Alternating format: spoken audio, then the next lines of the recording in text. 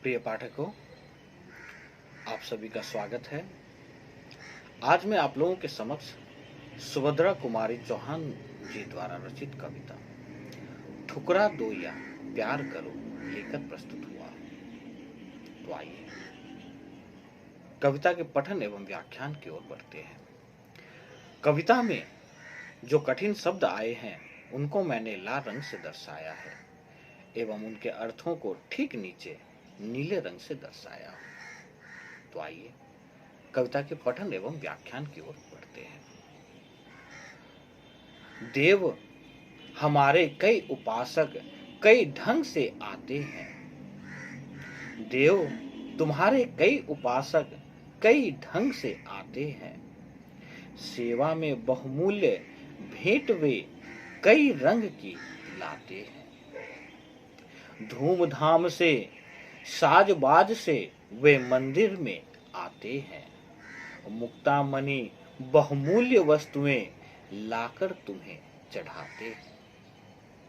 मैं ही हूं गरीबनी, मैं ही हूं गरीबनी, ऐसी जो कुछ साथ नहीं लाई, फिर भी साहस कर मंदिर में पूजा करने को आई। धूप दीप नैवेद्य नहीं है, झांकी का श्रृंगार नहीं, हाय गले में पहनाने को फूलों का भी हार नहीं। तो आइए इन पंक्तियों के प्रसंग की ओर बढ़ते हैं। ठुकरा दो या प्यार करो, यह कविता राष्ट्रीय काव्यधारा की कवित्री सुभद्रा कुमारी चौहान जी द्वारा रचित है। इस कविता में कवित्री जी ने यह दिखाया है कि भगवान की उपासना सच्चे हृदय से की जाती है, न कि हाट बाट और आडंबरों से। तो आइए पंक्तियों की व्याख्या करते हैं। प्रस्तुत पंक्तियों में कवित्री कहती हैं कि हे भगवान, इस संसार में आपके भक्त बहुत सारे हैं जो आपके लिए रंग बिरंगे बहुमूल्य वस्तु अपने साथ आपको भेंट चढ़ाने के लिए लाते हैं। आपके दूसरे भक्त बहुत धूमधाम के साथ वह खुद को सज संवार कर मंदिर आते हैं और साथ ही तुम पर चढ़ाने के लिए बहुमूल्य वस्तुएं जैसे मुक्तामणि आदि लेकर आते हैं। परंतु मैं गरीब हूं, मेरे पास आप पर चढ़ाने के लिए कुछ नहीं है, फिर भी मैं साहस कर पूजा करने आई हूं।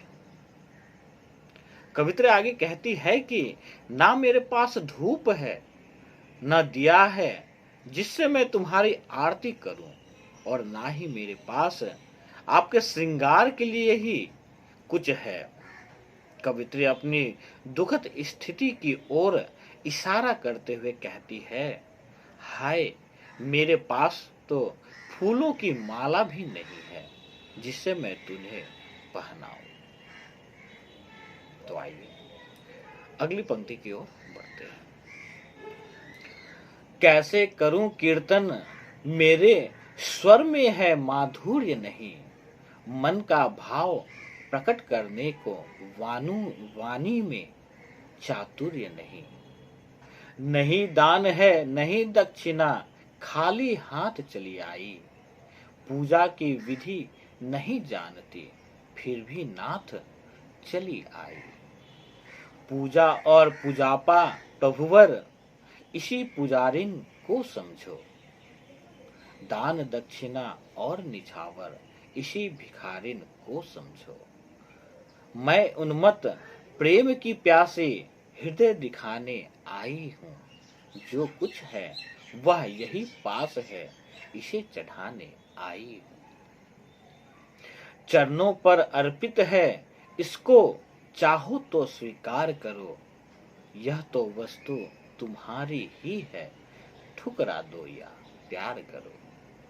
तो आइए प्रसंग की ओर बढ़ते हैं। हम चाहें तो उपरोक्त प्रसंग को यहां ले सकते हैं। तो आइए पंक्तियों की व्याख्या करते हैं।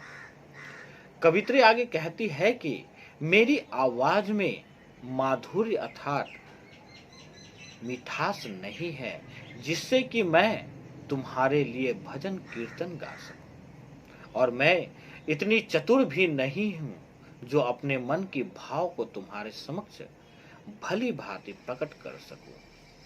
कविता आगे कहती है कि मेरे पास दान दक्षिणा भी नहीं है, इसलिए मैं खाली हाथ तुम्हारे पास चली आई हूं। और मुझे पूजा का तरीका भी नहीं आता, फिर भी मैं तुम्हारे पास चली आई हूं।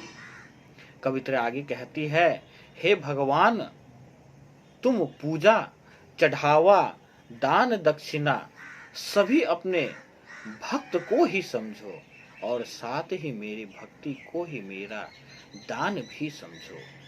हे प्रभु, मैं तुम्हारे प्रेम की प्यासी अपने हृदय से आपकी पूजा करने आई हूँ। मेरे पास बस यही तुम्हारे दर्शन की प्यासी हृदय है, इसे ही चढ़ाने आई हूँ।